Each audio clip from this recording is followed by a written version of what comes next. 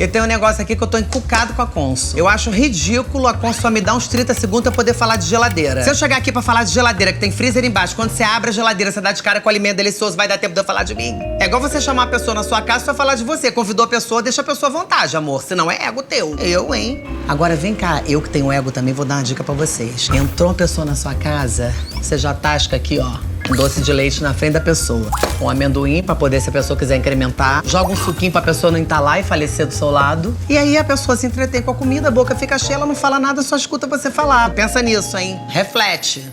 Te dando dica boa. Pensando bem, pensou geladeira, pensou Consul.